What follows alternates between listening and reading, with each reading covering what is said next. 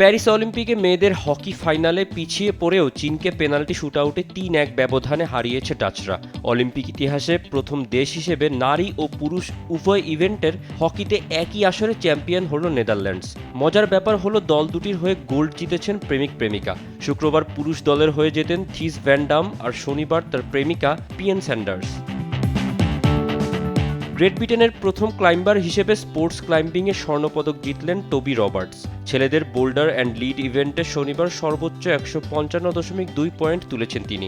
বাবার বানানো শখের বাগানের দেয়ালে চড়ে স্পোর্টস ক্লাইম্বিং রপ্ত করেছেন রবার্টস। ১৯ বছর বয়সী সেই ছেলেটিই গড়লেন ইতিহাস। ট্র্যাকিং সাইক্লিংয়ের দুই ইভেন্টের স্বর্ণ ইতালি আর নেদারল্যান্ডসের। মেয়েদের ম্যাডিসন ইভেন্টে গোল্ড জিতেছে ইতালির ভিত্তোরিয়া গুয়াজ্জিনি ও চিয়ারা কনসিন্নি জুটি। ছেলেদের স্প্রিন্ট ফাইনাল জিতে নেদারল্যান্ডসকে স্বর্ণপদক এনে দিয়েছেন হ্যারি লাভরেইসেন। ভারোত্তোলনে ২ যুগ পর যুক্তরাষ্ট্রকে স্বর্ণ এনে দিলেন ২১ বছরের কলেজ পড়ুয়া মেয়ে অলিভিয়া রিভস। মেয়েদের ৭১ কেজি ইভেন্টে অলিম্পিক রেকর্ড গড়ে যুক্তরাষ্ট্রকে গোল্ড এনে দিলেন তিনি। রিদমিক জিমন্যাস্টিক্সের ব্যক্তিগত অল অ্যারাউন্ড ফাইনালে স্বর্ণ জিতেছেন জার্মানির দারিয়া ভারফোলোমেভ। টেবিল টেনিসের পুরুষ দলীয় ফাইনালে স্বর্ণ জিতেছে চীন।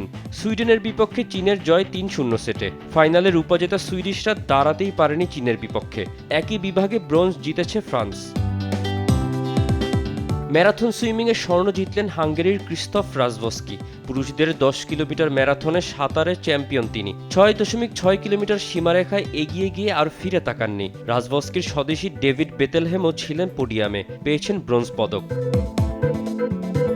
মোহাম্মদ তৌসিফুল হাসান, স্পোর্টস ডেস্ক, দেশ টিভি।